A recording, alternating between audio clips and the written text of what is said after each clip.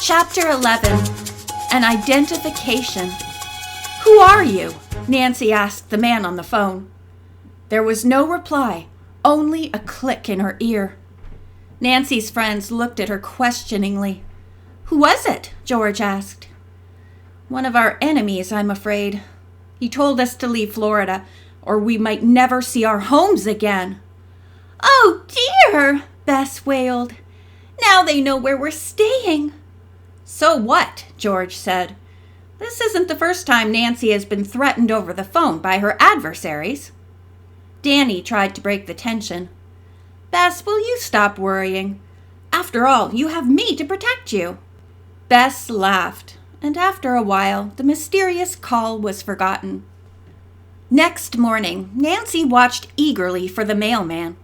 When he came up the street, she ran from the house to meet him. He smiled at her and asked, "Is a Miss Ann Boonton staying here?" "Yes," Nancy replied. "Do you have a letter for her?" "Indeed I do," the man replied. "And a lot of others. You want to take them?" "I'll be glad to," Nancy said, and he handed her the bundle.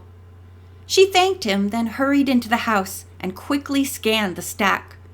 The one addressed to Ann Boonton was near the bottom.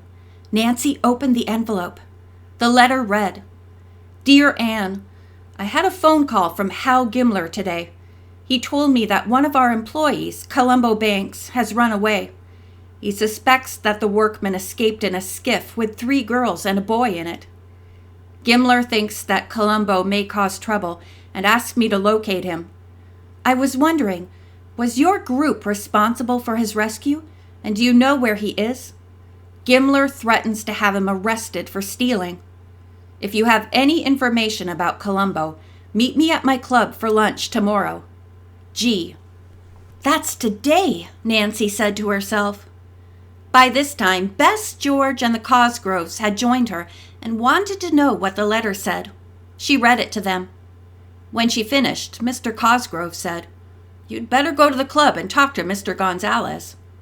"There's only one problem," George said. "Nancy might be followed. Now that the ecology people know where we're staying, they may have this place staked out." "Well," Mr. Cosgrove said, "we belong to the same club as Mr. Gonzalez, and we know many other members. Perhaps you could meet one of them and get a ride." "That's a good plan," Nancy said. "Now we just have to figure out how I get from here to wherever I'll meet this person." Bess had a suggestion. "Danny and Nancy are about the same size. Couldn't she wear his clothes and cover her hair with a golf hat?" Nancy laughed. "I wouldn't want to have lunch with Mr. Gonzalez in dungarees and a t-shirt." "True," Mrs. Cosgrove agreed. Then her face lit up. "I have it," she said. "The delivery boy from Drummond's Market is due here at about 11. He drives a van. I'll tell him to back up to our attached garage so you can slip into the van unseen. Then he can drop you off downtown." "That sounds great," Nancy agreed. "Okay, I'll call my friend Mrs. Grote and see if she's playing golf today. If so, she can meet you at a drugstore on the main street. She has to pass it on the way to the club. What shall I tell her you'll be wearing?"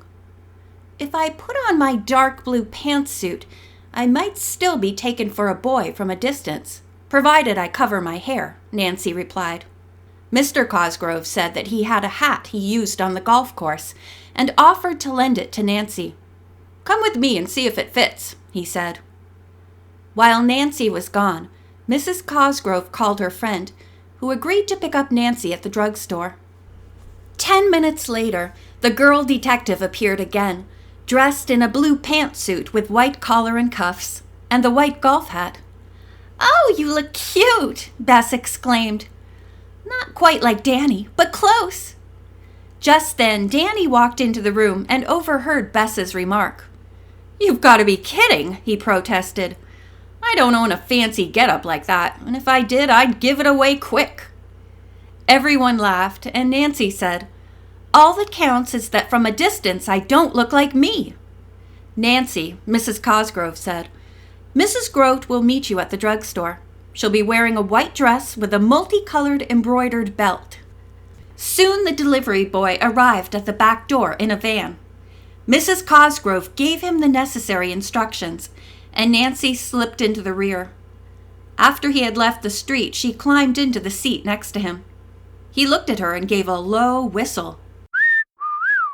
"You're a doll," he said appreciatively. "Are you on a secret date?" Nancy smiled. "Suppose you guess." "I'm sure you are," the young man said as he pulled around a corner. "So I won't interfere. But I'd like to take you out myself sometime." "That's very kind of you," Nancy replied. "Right now, however, I have to go on an important errand."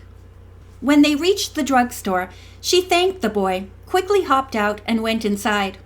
She saw a rack of books and walked over to examine the titles. Just then, an attractive woman walked into the store. She was dressed in white except for an embroidered, many-colored belt. She must be Mrs. Grote, Nancy concluded. The woman spotted her at the same moment and walked toward the girl, holding out her hand.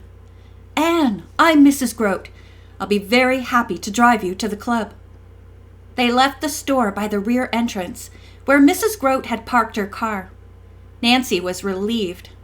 If anyone had followed the van and was waiting for her in front, he would be fooled. "Are you enjoying your visit here?" Mrs. Grote asked as she drove off. "Oh, yes," Nancy replied. "It has been very exciting." "In what way?" Mrs. Grote asked. Nancy did not want to give any details concerning the mystery, so she merely talked about their interesting boat rides, their trip to the Easton estate, and the show the Indian had put on. Soon Mrs. Grote drove into the club grounds, so it was not necessary for Nancy to explain any further. She thanked the woman for picking her up and wished her a good score in her golf game. Mr. Gonzalez was seated in the lobby. "I'm so glad you came," he said, and led her to the dining room. While they were eating, Nancy told him about Colombo and what he had said regarding the officers of the Crocodile Ecology Company. "I'm not surprised," Mr. Gonzalez commented. Nancy mentioned the phrase, "They want 500. Can you carry that many?" "Mr. Gonzalez, have you any idea what that could have meant?" The man furrowed his brow. "No, I haven't. Surely they couldn't have been talking about crocodiles. There wouldn't be enough to fill such a big order." "Do you raise anything else on the island that they could have referred to?" Nancy asked. "No, nothing. I could ask my partners, but if I do, they will know that I received word from Colombo. Then they are likely to go after the poor man and harm him." "You're right," Nancy agreed. "Would you like to speak to Colombo personally?" "Indeed I would. Do you know how to reach him?" "I'll try. Colombo said he would be staying at the YMCA." Nancy stood up and went to a phone booth in the lobby. Luckily, the receptionist at the Y confirmed that Mr. Banks was registered and offered to get him. Soon he was on the line. "Hello?" he said hurriedly. His voice sounded frightened. "Hello, Colombo," Nancy replied. "It's Anne Boonton.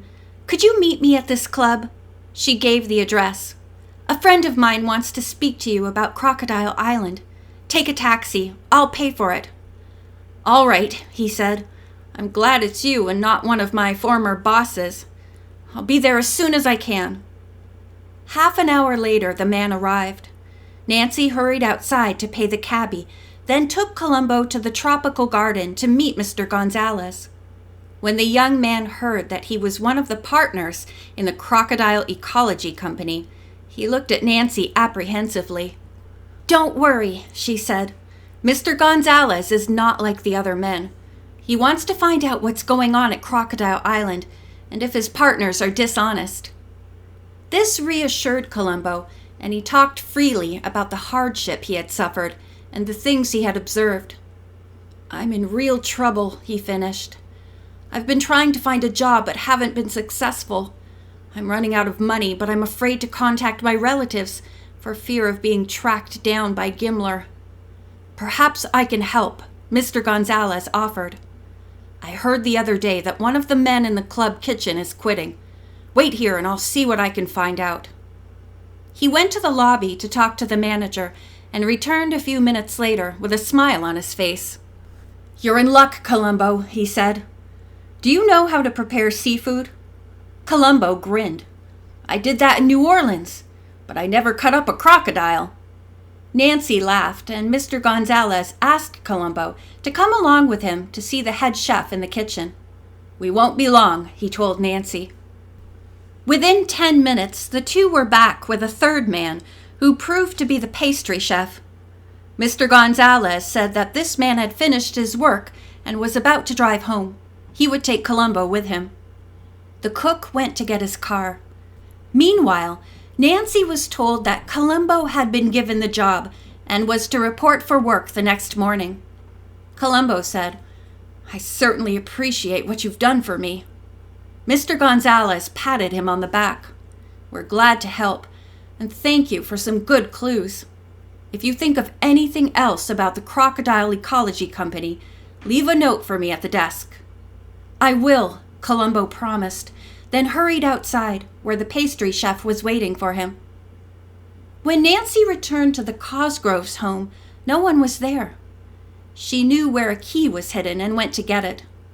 As she entered the hall, Nancy saw a note from George lying on the table. It said that Danny and the girls had gone to the small local naval station with the bottle George had found in the water. "Maybe we can find out about it without going to Key West," George had written. At this moment, George was telling her story to a friendly young captain named Smith. He agreed that the old note appeared to be authentic and said he would try to verify its contents. He stood up and went to a shelf containing books and registries.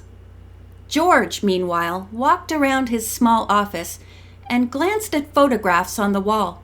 Suddenly she stopped in front of a group picture of sailors. One of the faces looked familiar.